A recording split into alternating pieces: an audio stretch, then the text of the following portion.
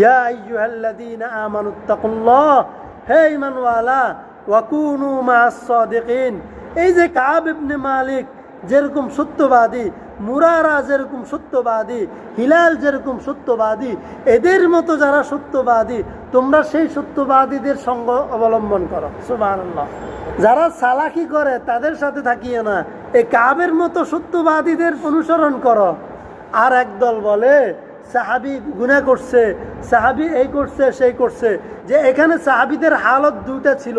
এটা বোঝার জন্য ছোট্ট উদাহরণ, একটা গ্লাসে যখন আমি পানি নিব, পানি যদি অর্ধেক পানি নেই, একজন আয়সা বলতেছে কি পানি দিছ, অর্ধেক খালি, এটার অর্থ নেগেটিভ। এটার অর্থ কি?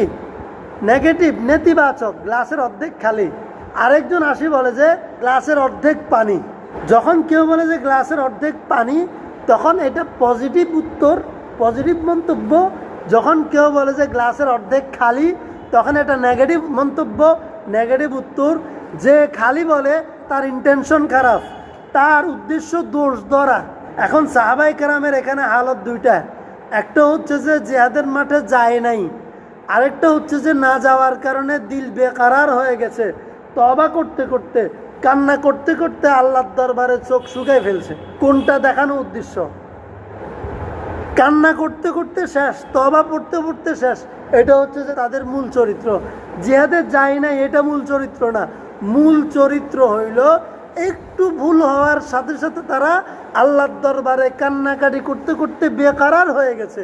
কেউ যদি সাহাবীদের ঘটনাটা সামনে আইনা তারা কিভাবে তওবা করছেন, কিভাবে গুনাহের পরে, ভুলের পরে আল্লাহর দরবারে রুজু হয়েছেন, কিভাবে নিজেকে সংশোধন করে নিয়েছেন, কিভাবে ইসলাহ করছেন, কেউ যদি এটা বুঝায়, এটা হচ্ছে যে সাহাবীদের সম্মান বলা, সাহাবীদের বিশেষত্ব বৈশিষ্ট্য বলা। এবং এটার কারণেই তো আল্লাহ তাআলা সাহাবীদের কথা বলছেন, ওয়াকুনু মা'আস সাদিকিন। হ্যাঁ, যারা সত্য কথা বলে, ভুল হয়ে গেলে ভুল স্বীকার করে, ভুল থেকে তওবা করে, তাদের সাথে থাকিও।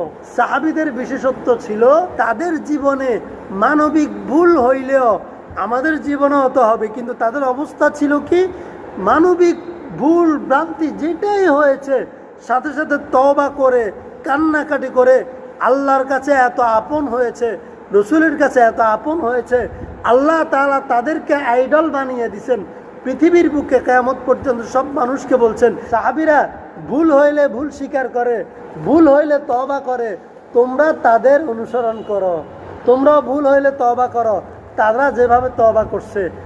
আর যে মানুষগুলো ভুল হওয়ার পরে ভুল স্বীকার করে না, ইনিয়ে বিনিয়ে আবার সাফাই গায় তাদের নেতার পক্ষে, একজন রসুলকে বলে রসুল সাংবাদিক ছিল, এখন এটার পক্ষে আবার আরেক দল সাফাই গাইতে শুরু করছে, আবার বলে যে নামাজ পড়লে জান্নাত পাওয়া যাবে না, এটার পক্ষে সাফাই গাইতে শুরু করছে, বিভিন্ন রকমের কথাবার্তা, কিন্তু এটার পক্ষে সাফাই গায়। আবার আরেকদিন আর বলে খাদিজা জীবনে এক রাকাত নামাজও পড়ে নাই, নাউজুবিল্লাহ। আরে ভাই, প্রত্যেক নবীরা নামাজ পড়ছেন, প্রত্যেক নবীর যুগে নামাজ ছিল, কিন্তু 5 ওয়াক্ত নামাজ মেরাজের পরে ফরজ হয়েছে, এর আগেও তো নামাজ ছিল। খাদিজা হয়তো তার জীবদ্দশা ফরজ নামাজ ছিল না, কিন্তু নামাজ ছিল না এটা তো বলার সুযোগ নেই। তাহলে এটা কত বড় মারাত্মক। এটার পরেও আমার কাছেও আসছে সাফাই গাইতে, সাফাই গাইতে। খাদিজার আমলে কি নামাজ ফরজ হয়েছে? তাহলে সে কি বলছে আপনারা কি বুঝেন? আরে বেটা, নামাজ ফরজ হয় না, নামাজ ছিল না। রসুল কি মেরাজের আগে নামাজ পড়ে নাই? প্রত্যেক নবী রাসূলগণ নামাজ পড়েছেন। এমনকি হাদিসের মধ্যে আছে আল আম্বিয়া ওয়া আহইয়াউন ফি কুবুরিহিম ইউসাল্লুন, প্রত্যেক নবী রাসূলগণ কবরের মধ্যে জীবিত অবস্থায় নামাজ পড়তে থাকেন। সুবহানাল্লাহ। কিরে ভাই, অন্য নামাজের যুগে নামাজ না থাকলে কবরে নামাজ পড়বো কিল্লাই? তাহলে আবার সাফাই গায়। তো যারা মিথ্যার পক্ষে, ভুলের পক্ষে সাফাই গায়, এরা মুনাফিক। ওই যুগে যে 80 জন মানুষ জিহাদে যায় নাই এবং জিহাদে না যাওয়ার পক্ষে ইনিয়ে বিনিয়ে অজুহাত দাঁড় করিয়েছেন, এরা ছিল মুনাফিক। আর 3 জন সাহাবী, যে 3 জন জিহাদে যেতে পারেন নাই কিন্তু সাফাই গায় নাই, ইনিয়ে বিনিয়ে অজুহাত করেন নাই, তওবা করছেন, সত্য সত্য বলছেন, সত্য স্বীকার করছেন, কান্নাকাটি করছেন, আল্লাহ তাআলা তাদেরকে আমাদের জন্য আইডল বানিয়ে বলছেন তাদের মতো চলো, তাদের অনুসরণ করো।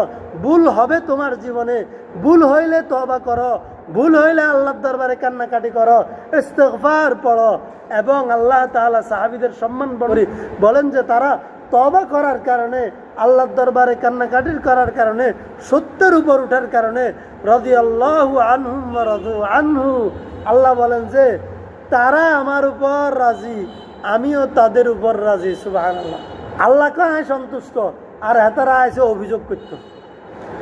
যার উপর সন্তুষ্ট থাকে তার বিরুদ্ধে অভিযোগ করা যায়, যার উপর খুশি থাকে তার বিরুদ্ধে অভিযোগ আসে। আল্লাহ বলে যে আমি তাদের উপর সন্তুষ্ট, রাদিয়াল্লাহু আনহুম ওয়া রাদু আনহু, তারা সবাই আমার উপর সন্তুষ্ট, আর আমি রব্বুল আলামিন তাদের উপর সন্তুষ্ট।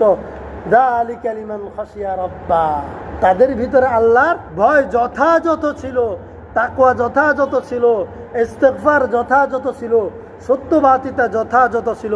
সুতরাং ওয়াকুনু মা'আস সাদিকিন, হে ঈমানদারগণ তোমরা কার সাথে থাকবে? যেই উলামায়ে কেরাম, যেই ঈমানদারগণ তাদের ভুল স্বীকার করে, তাদের অনুসারী, তাদের বড়দের ভুল হইল ভুলকে ভুল বলে, যারা ভুল স্বীকার করে তাদের অনুসরণ করবেন, আর যারা ভুলের পক্ষে সাফাই গায় তাদেরকে বর্জন করবেন।